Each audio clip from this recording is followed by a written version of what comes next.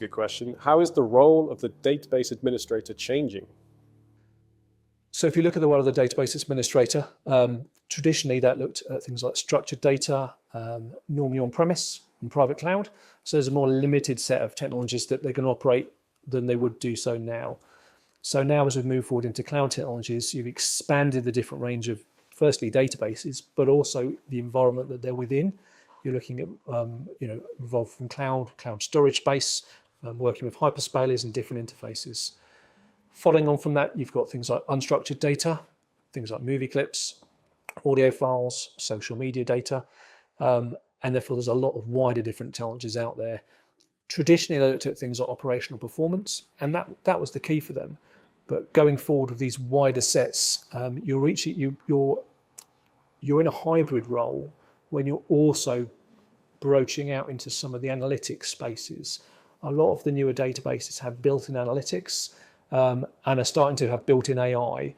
So again, that traditional database administrator needs a wider set of technology skills to cope with everything that's being thrown at them, but then also to look forward again, to look at the newer features that they can use within their software.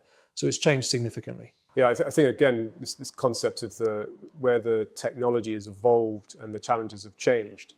In a way, some of the more traditional roles of the database administrator have kind of gone away, because if you look at the modern analytics platforms, some of the lakehouse technology, nowadays things like managing like indexes and clustering, partition management, a lot of that is actually now out of the box. It's already kind of taken care of for you, whereas the challenges around integrating some of those technologies and managing some of the newer ideas, things like vector databases and graph databases, these kinds of things, that just wasn't a thing many years ago. So I think that and the increasing prominence of the data engineer is really impacting the way DBAs are working today.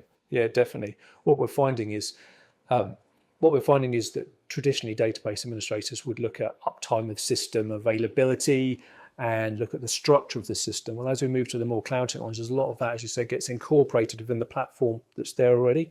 So what we're finding our DBAs are focusing on with those platforms is a lot of things like tuning, advice of queries, the structure of the database, and then how that fits within the wider ecosystem, and then the tool sets on top of that, which I think is more interesting. Right? It's a different flavour for people to work on. Personally, that's something I would find quite enjoyable in that role. So ultimately, you're getting closer to how to get the best use of technology, get the most out of your data, rather than worrying about some of the more trivial things that should be automated, should be standardised. And we're getting closer and closer to that world. Definitely, there's still a need for the traditional sense. A lot of companies still, for a lot of good reasons, still have their own systems that they want to manage, and it's still on premise, and therefore it's very important of the uptime.